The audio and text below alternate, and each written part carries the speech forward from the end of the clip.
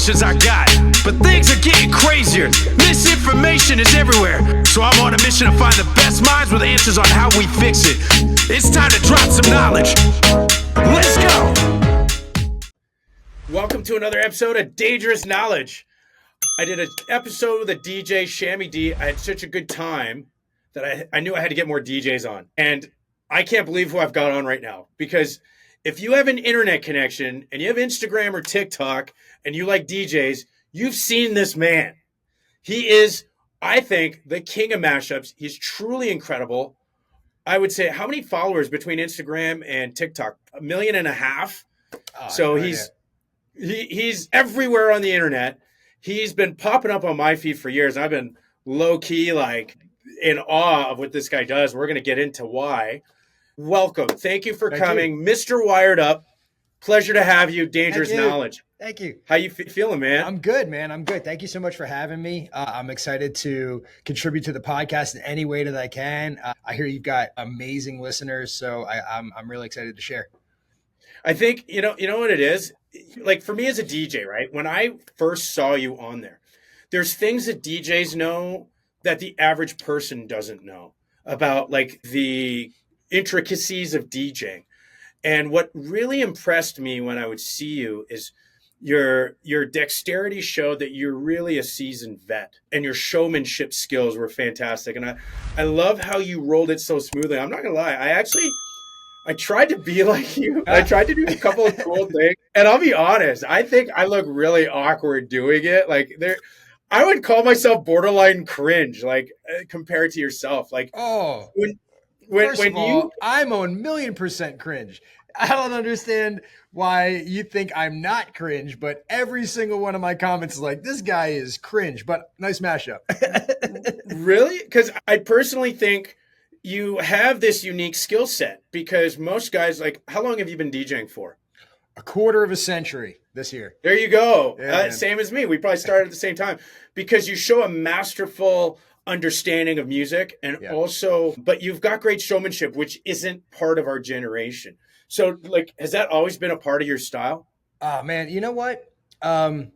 So I grew up in a Jewish community, right? And so every single person who became bar bat mitzvah at the age of 13, and for those of you guys who don't know, the Jewish culture, when you become 13 years of age, you become a man. It's your rite of passage, right? Right. So you read from the Torah, you invite your extended friends and family, you have a great time at a hall or a reception. It's basically more like a wedding or a quinceañera, And so it was, I guess, forced upon our Hebrew school graduating class that if you were having a bar mitzvah, every single one of the kids needed to come to your mitzvah. And that's what it was. So we had 25, 30 kids. So that year I went to 30 bar mitzvahs, and I saw all these DJs, the different types of DJs, the ones that were, schmucks and cummerbunds and didn't really do anything. And they just kind of played music and literally sat there.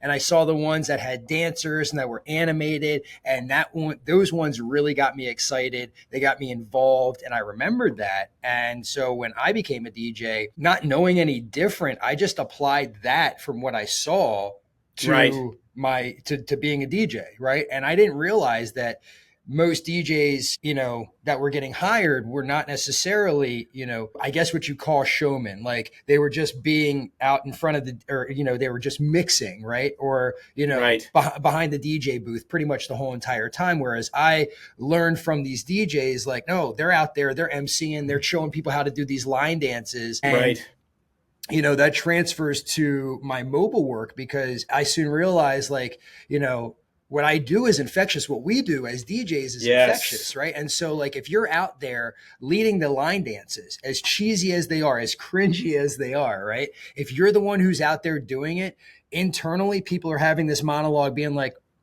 if he's doing it, I'm okay. I don't feel so bad. You know what I mean? And I'm okay, like shamelessly putting myself out there, and the mercy of everybody, just so everybody else can have a great time. And I think that that's what we all do is we all have this vulnerable place that we're coming from to say, this is my passion. This is what I do. And I hope that you respect it enough to want to go out and dance and have a great time. Right. I love that, because I think generationally, our generation of DJs thought that was cringe and corny, but I think it works really well with this generation, coupled with your masterful knowledge. You've got a huge mental library of music. So like, again, as a DJ, what particularly impresses me about you is, how do you come up with so many damn good ideas? Like, I could not do that. I have come up with incredible ideas, but I've got the advantage of being able to replicate them over and over.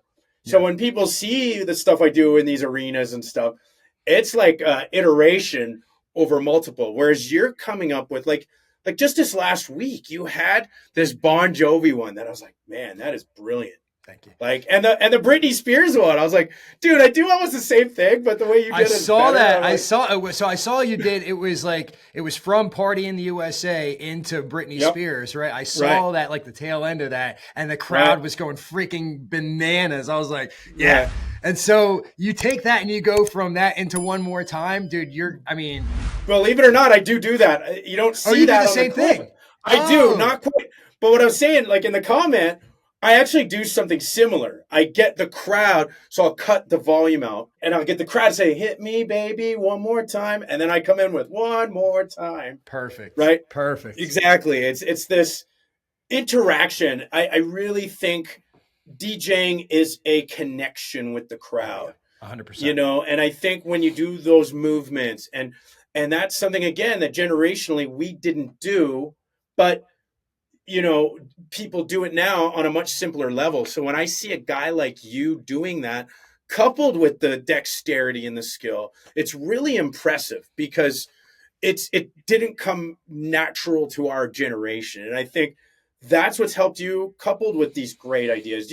How do you come up with your great ideas? Like, I mean, how many mashups, how long have you been doing this? Like, when did you start gaining traction? I think I remember seeing you like 2 years ago. Yeah. So okay, so let's back up. So where I'm talking to you, right? This is a warehouse space. This is the office side of my warehouse space that I closed on like 5 years before, or excuse me, like 5 days before the lockdown for 5 years, right? Oh, okay. So like it went like, here are the keys. 5 days later, like lockdown, don't go anywhere, don't do anything. And then that's when we all were like getting calls from brides. Panic attacks. Like, hey, I'm not getting married anymore. What the hell is COVID? But we're doing something else, right? So it was under that duress that I started figuring out that we needed to, as a company, be present, right? So go on TikTok if you can, Instagram, Facebook, and just be the outlet that people need during this dark time, because it wasn't that we were just out of, business. It was everybody. It was kind of like at home. Moms had to become teachers, cleaners, like everything. Right? I became a teacher. That's how I made my income. I started teaching. Yeah. So like we were all kind of like forced to do things, and it was weird. And everybody I knew was like at home in front of their computers, like bored or scared or both. Right. So I was like, let's go live and just provide the energy that people need. And one of two things is going to happen. Either we're going to go and we're going to make people happy, or whenever the dust settles with this, the pandemic, we will be the first names out of people's mouths when they're ready to start moving forward with events again, right? And so it was then at 2020 that I started doing these mashups. But like, I was always kind of like every DJ like messes around in Serato or Ableton. It was like, oh, let me try this, let me try that. But that was like really when I started to like be kind of disciplined with making consistently like 2 mashups a day.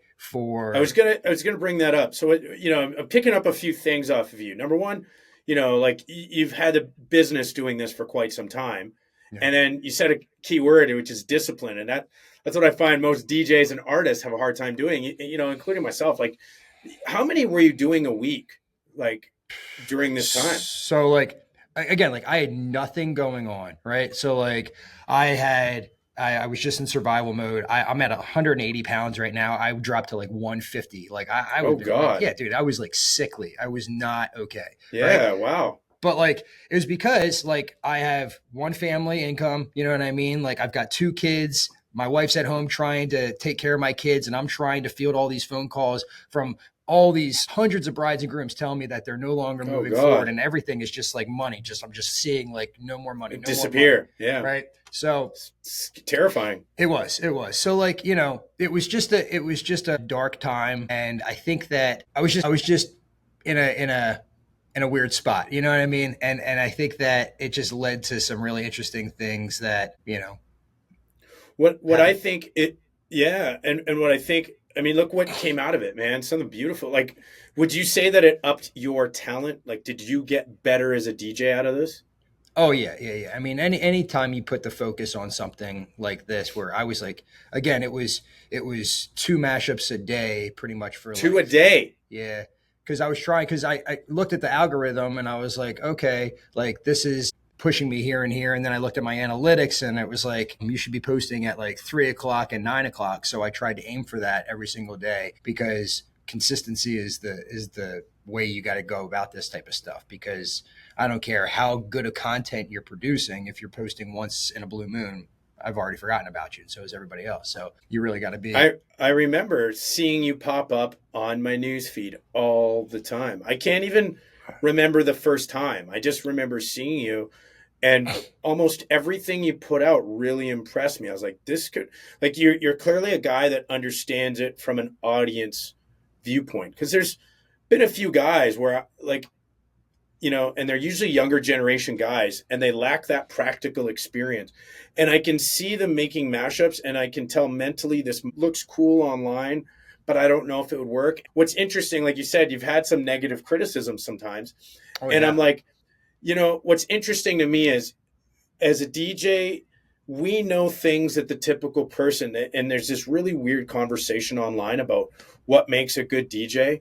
And I honestly think most of these people, they get at least 80% of it wrong. And one of the most famous, and I don't know if you'll agree with this, but I remember years and years ago, became this movement, and it was kind of from EDM world, of mixing in key. And I don't know about you personally, but I've literally never thought about mixing in key, because it's always been a priority for me is track selection. Does this excite a crowd in a way that generates what I'm trying to create? And I've never once said, oh, I wonder if they're in key, because even once I started understanding how music theory works, you start to realize that that's less and less relevant. And you actually make it more of a surprise, because I do believe in tension and resolution, and it should be at different paces. Whereas with EDM, that could be very, like, almost monotonous, because it's very, very predictable. Oh, yeah. Right. And, you know, so what's your thoughts? Do you think mixing in key, is it important to you? What's your process for deciding? With what I do and what you guys see on social media, it is 100% essential, right? It is. Okay. It is vital to everything that I do. But in a show setting, you're 100% right. You know what I mean? Like, you can't just go, just because something's in 9A and another thing's in 9A and it's in the similar pocket, you can't just be like, oh, this is going to sound great. It might sound great melodically, but energetically, does it sound great? Is it going to suck the energy off your dance floor? You know, is it in the right vibe, right? So if you're playing a hip hop set and that song has a good riff that you're bringing in of a guitar track, that's probably not going to fly. You know what I mean? Unless you've got something where you're doing a routine out of it. But like most times you're trying to play inside of a pocket that appeals to a specific audience, right? Because, you know, from club work, we're taught to rotate that dance floor as much as you can, right? And so, you know, you're dealing with a group of people for 10, 20 minutes, you rotate them out so that they can go and get a drink by the bar, right? And you find out what that commonality is between this hip hop song and this pop song, or this pop song and this EDM song, so that you can make that blend seamlessly and not have it be super jarring. But ultimately, like, that's the game that we play, is, you know, it's this dance. I love what you said there. You said, like, you know, it's critical for online, but it's a different beast. And I think that's what's made, you know, us old school guys, like you said a lot of terms, right? You talk about rotating the floor. You talk about, you know, finding the pocket. This is stuff that I've literally never seen these DJ schools teach online. They're always teaching certain basic skills and are not recognizing the most critical element to an owner, which is they've got to maximize profit, right? Yeah. And that means getting different people, and there's different walks of life in there. There's people that like different stuff. And it's literally a skill to get people excited to go dance and then to come off and spend money at the bar. And so you've made these very, very important points that I hope there's some young people listening right now that want to DJ in clubs or want to look at that, because I also see them so aspirational and they all want to play in the festival.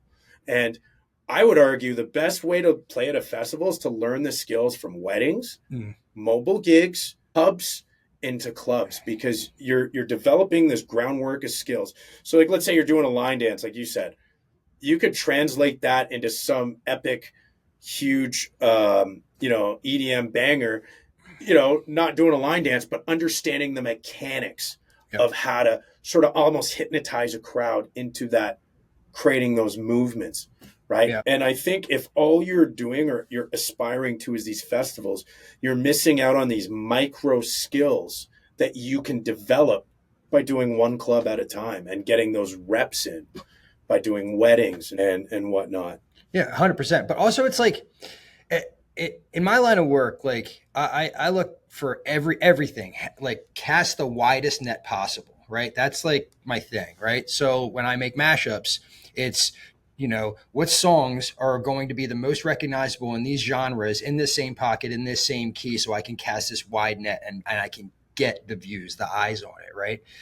If you're just a DJ that focuses on festivals and 128 this and 128 that and everything's just house music, when you go and try something else and you try mobile work, you're going to be very, very overwhelmed, because not everything that people want inside of mobile work is going to be 128. And you're going to have to figure out how to mix all across from 70 to 140 and back again. And so those types of events really help kind of cultivate, as you said, like your DJ like foundation, so that you can get from here to there. And also your DJ kind of articulation, how you can speak to different types of crowds, right? If you just focus on one crowd doing one thing in one pocket, then you're only going to be able to play this type of crowd. And if you get a call to do a specific crowd over here on the East Coast and it's a completely separate group or a completely different genre, then you're going to be in trouble. And paradoxically, it makes you into a better DJ. Oh yeah. Right. And that's what I wish young people understood the most of that. It's like you literally become a better festival DJ by learning these exact skills that you're saying. Yeah. So like, let's know about your journey. Like you said, you got your wife and kids, and what made you like, you started doing bar mitzvahs and bat mitzvahs. Oh yeah. And did you do clubs or how did you get? This is a good question. So I met my wife early on in college, and she would come to clubs with me, as I was courting her, right? She would come and she would see all the attention that I would get. And she loved it at first, and then she didn't love it. And then she's like, yeah, I feel some type of way, like, what if we, made this a little bit more professional, and it wasn't just like, you coming in at 3 a.m. like hungover every single morning, and all these beautiful women, incidentally in your face, right? It's intimidating, right?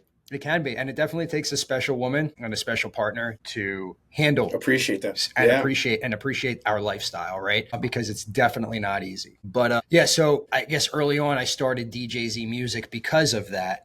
And I quickly realized that DJZ Music, doing these mobile events, school dances, graduation parties and everything, as I would continue to gain popularity amongst, the people in our community, I would double up on events, and then everybody would want DJZ because the name was on the title. And I was like, that sucks. So I had to rebrand in 2014 to Wiredup Entertainment, right? Where I saw I think your name's great. I think it's cool. I think it's really cool. I think like with my personality, like I was going to say it matches your vibe. Yeah, totally. And all my guys that I've trained, that I brought into Wiredup Entertainment, they all have that same type of high energy, and that's what I look for, right? And so we grew Wiredup Entertainment up until 2020, and then pumped the brakes because of COVID, and then now we're still Wiredup Entertainment. We just do We do the same events. It's just a little bit different tweak here and there, right? So I think we did a lot more school dances prior to, and now we focus on weddings, corporate, and sweet 16s and bar and bat mitzvahs. I mean, you've been doing it for a long time, right? So like from the time, I'm assuming you started on like vinyl records. So I started with 2 CD players that were like the Denons, like home entertainment CD no players with hang on a second. All right, let's see. With this purple Newmark mixer. No way. That's amazing. I remember that mixer. So with this guy, and then I had, just to look good, I had a reciprocating purple Newmark belt drive turntable, which I never used because I didn't have any good vinyl. It was just all just disgusting. Yeah, it was just all terrible. No but I started on those CDs, on those CD players. I didn't know anything. Obviously, when you're just playing with home entertainment speakers, there's no pitch bend, there's nothing like that. So of course, like, it was just music selection, right? And that's what I think is missing kind of today. It's kind of ass backwards. It's like, all right, let me figure out how to beat match, and then let me go ahead and figure out what songs are kind of in this pocket. Whereas like for me, and you know, you can speak for yourself here and any other DJs that came up like, you know, in the early 90s and 2000s. But like for me, it was just, what song sounds good with this song? What song do I want to hear after this song? I agree. You know what I mean? And it wasn't necessarily about mixing. And then once I found and discovered about mixing, then, you know, totally changed the game for me. But like, it was that first, you know what I mean? I still believe that to this day. Song selection is your number one priority. You can train wreck a perfect song selection and still keep the floor going. Whereas if you make the perfect mix, but it's the wrong song, you can clear the floor. Right. Do you know what I mean? Oh, 100%. And you know, I remember I actually had an interesting way of learning how to DJ because I was a promoter, and it was the suggestion of the club owner to start DJing. He's like, look, man, you're doing all these events with me. You're bringing in these DJs, and you see when they crash and when you see they do great. Like, and my bottom line depended on these guys playing the right music.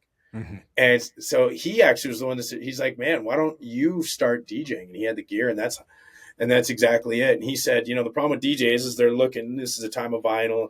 He's like, they look 80% here, 20% up. He's like, you should reverse that. Yeah. You should be 80% looking, 20% down. Yeah. He's like, I don't care if you mess up a mix. I care if you clear my floor and clear my room. Yeah. You know what I mean? And it stuck with me to this day. And of course, mixing and all these things are very, very important to me. But I understand this. There's this, of course, mix of this is a business and it's a passion. And I think the best DJs know how to combine those two for something sustainable and growth over time. Now, you know, that being said, you've been doing this. You've seen technology grow. You've seen, where do you see yourself growing? Are you a fan of AI, for instance? Have you heard? I am, but I'm scared at the same time. You know what I mean? Like I am definitely not I don't think I have a clear thought, honestly, without running it through ChatGPT to make sure that it's appropriate. You know what I mean? Like I have it in such like I'm dialed in. Like it is definitely a part of like my day to day. You know, I use it for everything. Right. I'm a big fan too. That being said, I do see the power of it, and I do see the whole, you know, iRobot similarities going on here, right? With music too. Have you like tried software? I'm trying to remember the name of the one where you literally just Suno. That's the one, and you input an idea and it cranks it out in 30 seconds. So it's great, right? So like I'll give this to the DJs as kind of like a nugget, especially the guys who do mobile events. So couple of weeks ago, I was hired to do an 80th birthday party for a buddy of mine's dad.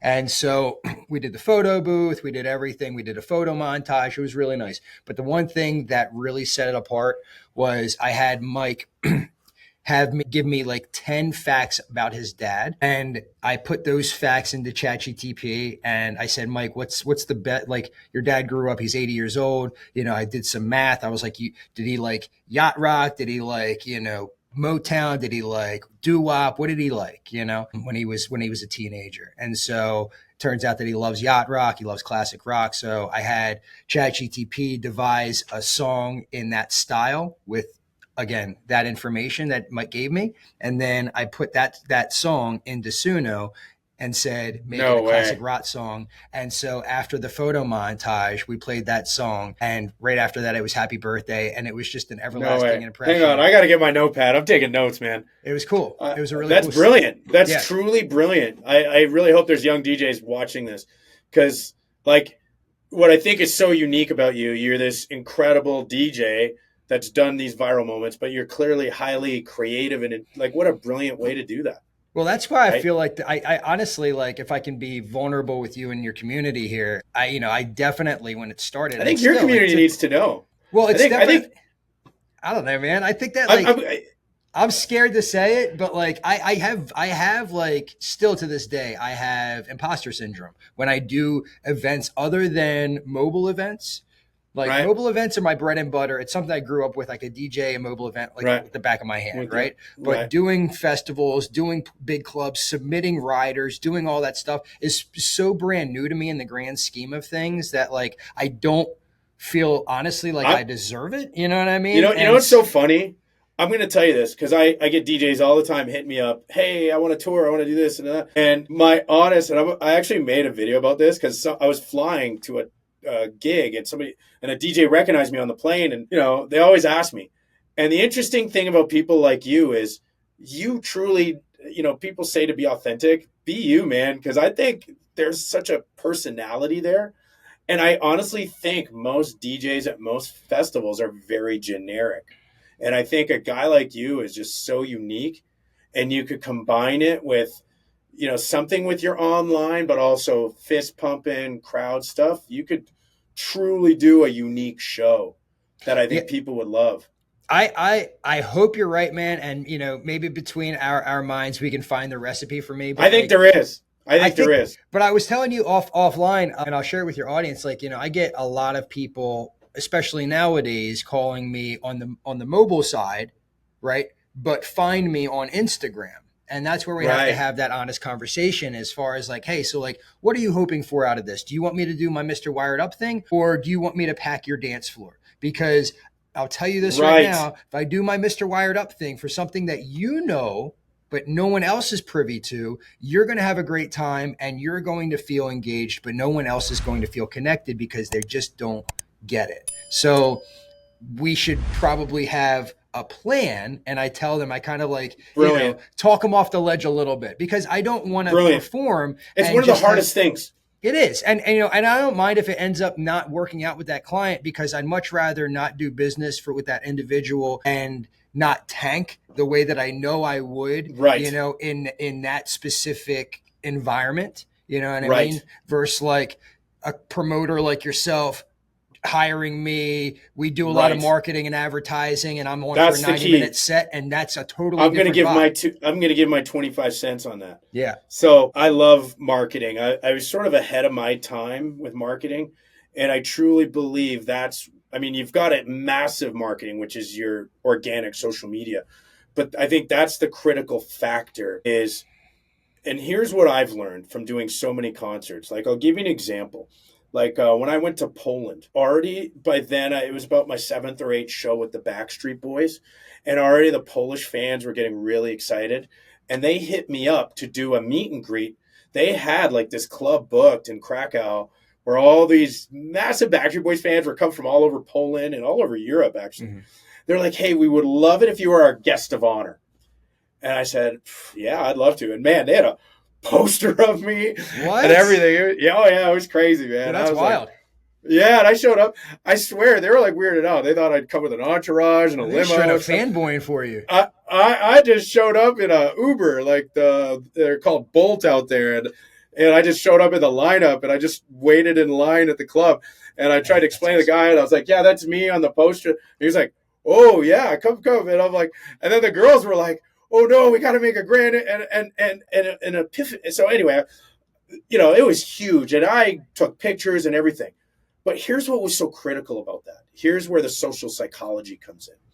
The next day, there might have been a couple hundred people, but they're all at the show. Yeah. And they're excited about me. Mm-hmm. So they're getting the people around them excited. Mm-hmm. So there's there's small amount of people, but the network effect of that can be very, very powerful. Oh, So yeah. if you get just the right amount of these people excited about you, that's all it's going to take to get everybody excited about you.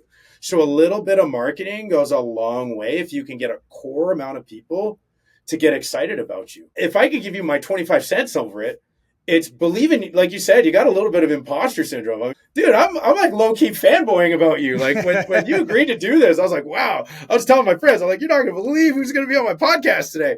They're like, no way, that guy. I'm like, yeah. So like, it's hard to forget sometimes because a guy like you is so down to earth, which makes you so much more sustainable. Thank you. But at the same time, yeah, because I think those are very valuable skills in the long run. But in the short run, it's like you need somebody to really get that core people, like to find a way to make sure everybody knows. Like I've done mobile gigs where like I've been introduced. He's toured with the Backstreet Boys. He's toured with Mariah Carey. He's here with us tonight. Yeah. You know what I mean? And that it's lifts everybody's Yeah, it's a very sensitive line that you walk there too, because, you know, when you do something like that, like you naturally want people to know your accomplishments and your accolades, right? But coming out of your mouth makes you sound pompous, right? So you got it. So I mean, like I'm in the same boat. It's like, you know, I think doing your own sales kind of it's the same thing, but it isn't. You know what I mean? Like it's like agree, it doesn't 100%. Take the bark out of the bite a lot. You know what I mean? It's like somebody else that's pumping you up. It makes you look bigger than you are. Somebody doing sales for you, whereas you're negotiating your own, trying to put your own rider in place and everything. It just doesn't have the same punch. And that's why, you know, we should talk about this after, you know, off camera. Like because I think that's your critical piece of your puzzle is having someone do that for you. Yeah. And I've had that in my past. When I book shows, I have close relationships with owners of clubs that I've worked with for years. I'm going to Arkansas tomorrow. I've worked with this club for 8 years, 9 years. Oh my God. It's been so long, Have you ever had people call you that were just kind of like, leading you down, like basically it was just stealing your time. You know what I mean? Took a call. Tire kickers. Yeah, tire kickers. I mean, but like, yes, more so like, okay, this could actually be something, and then it's never going to be anything.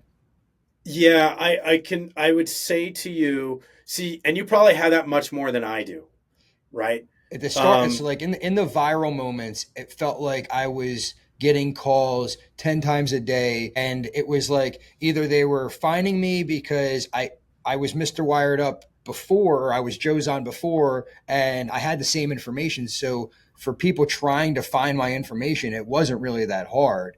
And so they would be confessing their love for my mashups and everything, and then also be like, oh, and I want to hire you for this, this, and this. And like, I have no idea who's serious, who has the funds. And so I'm stuck there for like 40 minutes listening to this person, which is great the first couple of times. Don't get me wrong. I know, right? I do appreciate like when people are like, hey, listen, your mashups really changed my life. And I don't take that lightly. Like, believe me, don't get me wrong. Like, I do appreciate that. But, of course. But like, you need a you're line. Talking about 3 or 4 hours a day listening to people. Do you want me to tell you the secret to that? Don't answer your phone. You know who I learned this from? No. Because you need those calls, but you need to screen them. Yeah. So you start with email, and I learned this trick from Fat Man Scoop, rest in peace. He had an assistant, okay? His assistant's name was Ari Rosenberg. And then after a while, I realized Ari Rosenberg was it was him the whole time? I can say that now because God rest his soul. It was one of the best techniques I learned. Yeah. Is you can have your virtual, like I have an assistant, right? But I use the group email with them, and a lot of they'll start the conversation, but I'll jump in and I'll be my assistant, right? Because you've got that wall now of like professionalism that people need to respect. And I'm like you, man. I'm very agreeable. I'm very congenial. I'm very grateful. Yeah. But I do get into the conversation fairly early to figure out whether they're serious or not.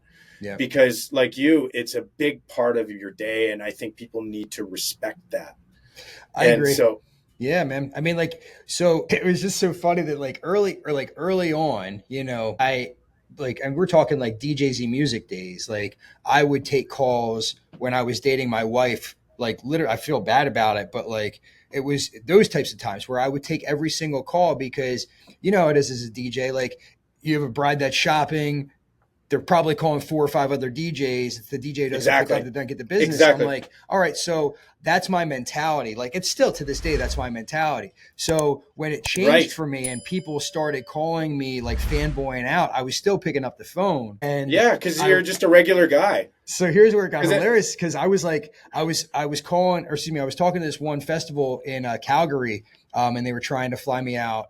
Oh no way! For which one? Stampede? Yes. Stampede. Yeah. I played at it. So cool people, and they were like, Jack Daniels going to sponsor you, but like I was still used to people calling me just to fanboy out, and I didn't know that these people were like serious. Right. So I'm trying to disguise my voice a little bit and tell them that this is Joe's representation, and right. And meanwhile, I didn't even put 2 and 2 together that I'm the same guy from the videos that they've clearly heard thousands of, being like, well, what if I took this song and this song? And so like, I'm telling them that I'm Joe's representation, and they can hear it from the timbre of my voice that I'm clearly Mr. Wiredup.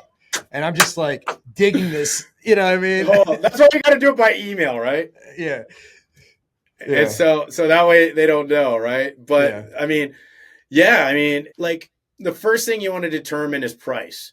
Like some people just can't afford you, and that's cool. Like they've got to respect that you put in an incredible amount you put your life into this. And, you know, you would love to do everybody's event for $100, but that doesn't put the roof over your head, right? Mm. And the business side of this is something that can, you know, it takes a good negotiator, and I'm sure you've done that, but the best for you would be someone else doing it for you, I think. Yeah. And, for me, it's unique because I actually work with a few. I work with a major concert company in Canada. I work with Live Nation in Europe. And so they do the negotiation. They essentially they're like, hey, we want you opening for this, this, and this. You good? I'm like, yeah, you got it. You know, they pay me fairly. And I'm trying to get to that next level. And I think you are too with your production. And it's a lot of work handling all of that, right? Yeah. So, you know, I think the key starts with, you know, you've already got the organics. It's there,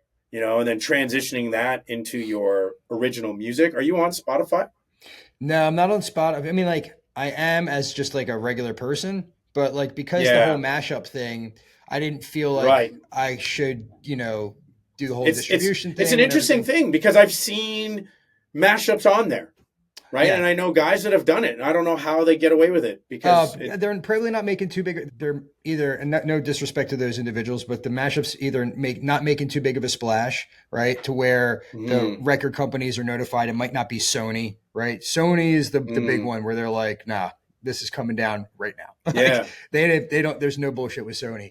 But either that, or you have like the Altigo guys. Yes. They're kind of like mashup guys. The twin guys, right? Yeah, a duo, I think from Italy. And we all kind of were doing the same, like similar things. And they did this one, I think it was Britney Spears and Gangster's Paradise. I want to say that's what it was. No, sorry. It was Toxic and Pony. I know that one's like famous. Right. So it got so big that Sony had, I think it's Sony, had to grant the rights to them. Right. To make them do an official one. And so when you have that permission, then you can do it. Right. But for us who are doing this, like just in the hopes of just getting eyes on it, getting, you know, the artist permission, the publisher's permission, like everybody to get on board to, you know, allow you to put this mashup out like legally on Spotify and everything, you're talking like months of waiting. And like, I don't have time for that. You know what I mean? So I was like, I'm not going to put it on Spotify. I'm not going to do any of that. I'm just going to keep it here on the channels I can control. Right. Brilliant. But I mean, as DJs, or to get to that next level is figuring out how do we get presence. I mean, you're very strong on Instagram, and man, I didn't even see you on TikTok, and you've got like 1 million plus, right? Like that's That was the biggest platform. But honestly, like, I mean, who knows?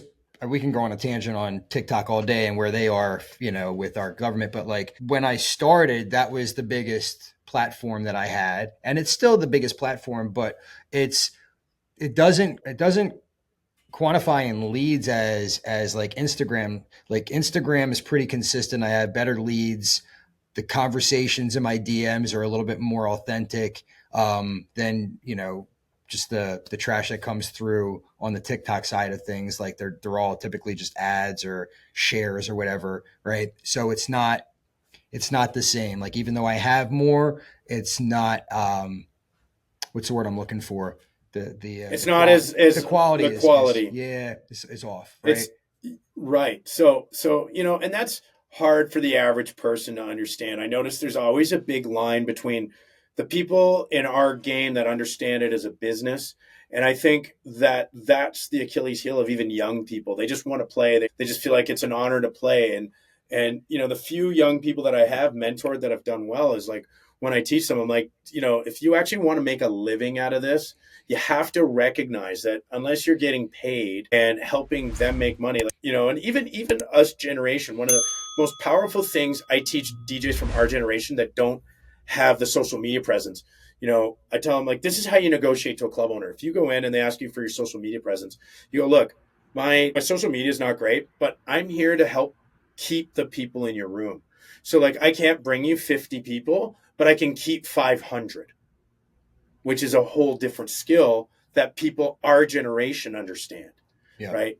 And so that is a very unrecognized skill now. That is very much something that takes a long time, and it takes really understanding crowd psychology and, like we talked about earlier, rotating the floor and really understanding the dynamics of a room and what that there's some people that just want free and dance all night. And then there's that guy sitting there and he's spending possibly hundreds of dollars and he's not dancing. Yeah. But you know what? You keep his foot tapping, he's going to stay. Yeah. You know what I mean? And you keep these girls dancing here, and he's going to stay. So like that's stuff we understand as seasoned vets, but you never hear talked about. You know what I mean? It's very smart what you said. I mean, like you recognize like, okay, here's a potential weakness that could be looked at as a weakness that I'm going to spin into a positive for myself. Right. I mean, that's all it is. Like at a certain point, like I'm no different than anybody, you know, the only difference is like that I got here at a different time, you know what I mean? But essentially we're on the same plateau. Right. So if everybody's on the same pleasure or same plateau and everybody's got the same skill set, the question is really what's your purple cow, right? What are you going to do outside of this line? Love the Seth Godin reference. You know what I mean? That makes you stand out from everything else, that everybody else, right? And so for me, like my purple cow was my smile and my craziness, right? And that's what sold initially, right? And for you listening to this, yours might be entirely different, but I encourage you to find out whatever it is and lean what into your purple cow is. Yeah, yes. Regardless. And sometimes your purple cow might not necessarily be the thing that you're most proud of. You know what I mean? It might be something that you're almost embarrassed of, you know, That is brilliant advice, man. You know, that is so uniquely brilliant. I really hope my shitty dance moves, you know what I mean? Like my shitty dance moves, my white boy twerk, you know what I mean? Like everything that I do, right? I embrace, right? And so it's unique because you're so skilled at the same time. Like no one can hate on you, man. Like you're just a guy having a good time. Yeah, you're just a guy having a good time. You know what I mean? But you're also like to me, I'll say what my pet peeve is, because there's a lot of ignorance. The average person doesn't understand the skills involved. And I'm sure we've seen them. We've seen those DJs that are literally doing nothing, literally grabbing someone else's mashups and literally pantomiming DJing. And the average person doesn't understand that. Yeah. You know what I mean? And I've called a few out. I've actually like gone in their comments, go, bro, that's so weak sauce to like not even like give credit to the original creator of that mashup, because I've literally looked up who the creator of that mashup was because I saw this guy pantomiming, you know what I mean? And so, you know, that's why like it's guys like you, guys like Eric Rhodes, you know, such an awesome, super skilled guy and real nice guy too. Oh, You he's know, fantastic. really He's comes amazing. up, you know, and he comes up he's with so cool. He's I think probably one of the both you guys- coolest and nicest guys you'll ever meet in your life. Right. But he's also a DJ's DJ. He is in also my a opinion. DJ's DJ. Yep. You know, as a he's DJ, got I great can really transitions. respect great transitions. Great, like you, like just consistently puts out really cool stuff that can work in a club, that can work online, which I think is just so impressive about both you guys. So, like, you know, you really got me. Like, man, I think we need to continue this conversation off camera because this conversation has fired up some ideas in my head. Oh, we definitely will.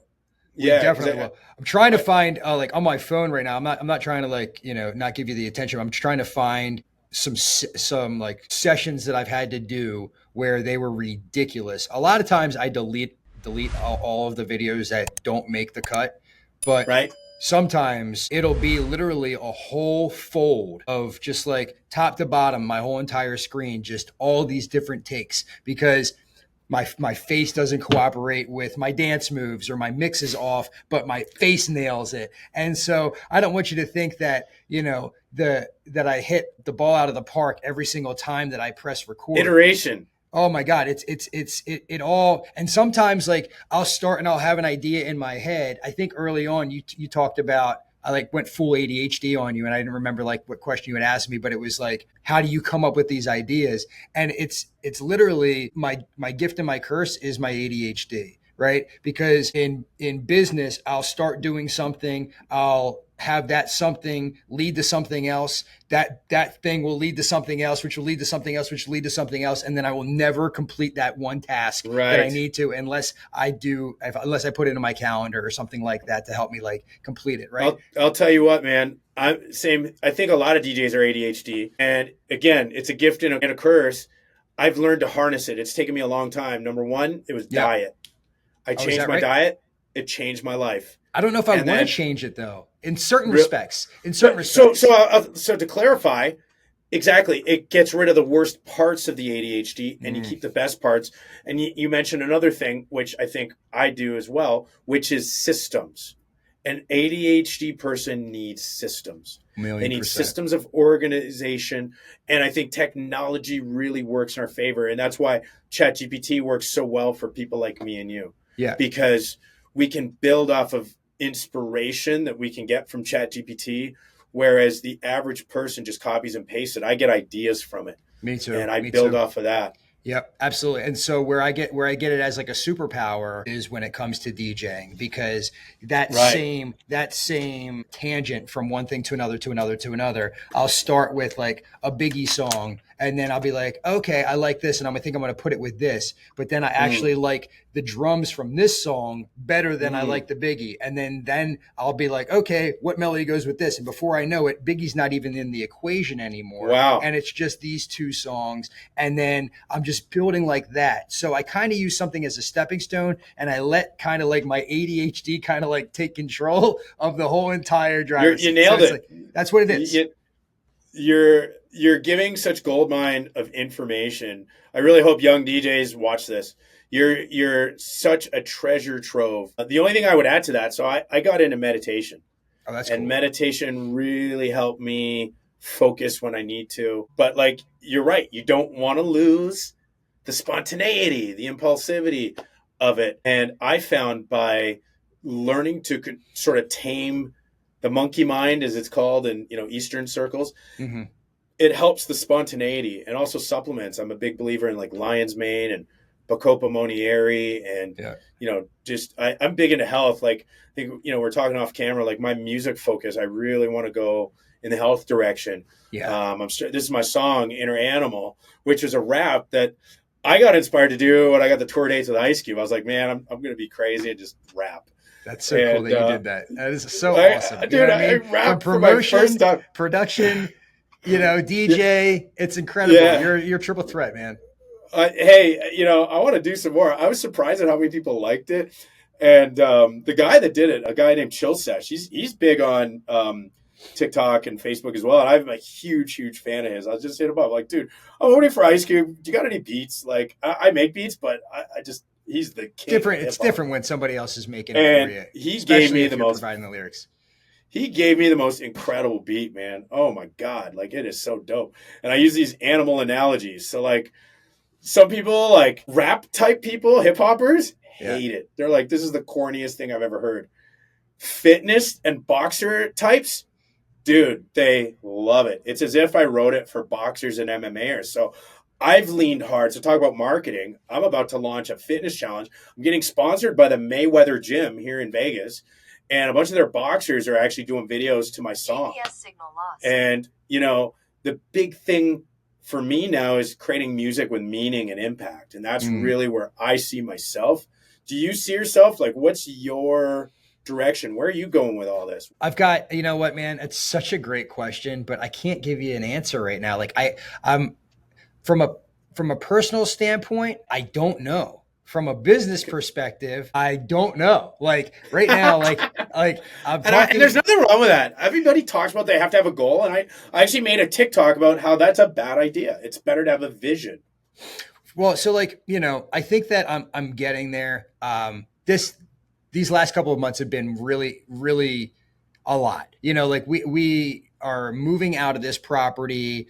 We're downsizing. We're going into a different property, which is fantastic, you know, for our business. And, you know, it's just things are adjusting. And I haven't really had the time to really sit back aside from just like the physical act of moving.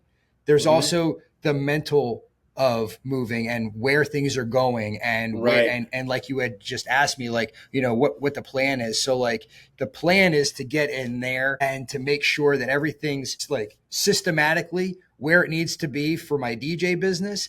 And then for me, that's the most important, because if that doesn't make sense, if my SOPs are ridiculous, if my processes are whack, my DJs don't know where things are, then my business doesn't operate, right? So that for me, that has to be first. And then I can focus on me as an artist. So like, I have so much, I want to say something. I have so much respect for that, man, for real. You're putting your family first. I want to say, there's something I want to say for a long time of like this, there's this heroic quality put about people that follow their dreams. And I actually disagree with that. I think that's selfish. I think that's there's a level of narcissism to that. Yeah. You are this incredibly like beyond talented and able to convert that into millions of fans. And you're still putting your family first. You're still saying, hey, I got to make the dollars make sense before my it's dream. Weird. It's a, you know, I have multiple dreams. Like I have, you know, a dream of my family not having to worry about financial hardships. I also have a dream of making, you know, that become reality through something that I put my blood, sweat, and tears in, which is my business. Right. And the whole Mr. Wiredup thing, you know, I don't want to sound like I'm not grateful for the opportunity that has become, but like it's the furthest thing from my mind in terms of like growth and everything, because it takes me away from those two dreams. Because while I'm appreciative of everything that's come, you know what I mean? Like this was never part of the plan. And so I'm kind of like just rolling with it. You know what I mean? It's crazy. Yeah, man. Like I started like already inspired by you. And an hour in, I'm like way more. Like I hope other people get that same sense, man. You are truly a unique and remarkable DJ. The world needs more of you. Well, I appreciate that, man. But I think that we can put the focus on you because, you know, you have set this up. You are an incredible DJ. I think that man. All the business that you've done in the years shouldn't go unnoticed. I think that in addition to your skills as a DJ, Will, what you're very good at is this Joe Rogan ability to just make it organic. Like this didn't feel like you were prying at all. Like I've been on some podcasts, bro, where it was like, are you gonna ask me anything, man? What's this gonna feel like? But this felt very organic and it felt good, and it just was like a really great conversation. And I hope that like everybody was, you know, at least engaged, and hopefully it's because I genuinely like, I really enjoy it. This is a passion project for me. That's right. Cool. Like I want great guests like yourself. And I really hope some of these DJ channels like Club Killers and stuff pick this up, because you really gave, like, I consider myself to be a treasure, but you gave some truly unique powerful advice from the creative process to your discipline to how you do business. And I really think you're an inspiration worth following for young up and coming DJs. Thank you, man. Well, I appreciate it. Well, just, make sure you take out all the ums and the ahs and all the, Thankfully, and all the stuff that didn't connect. Yeah. Let's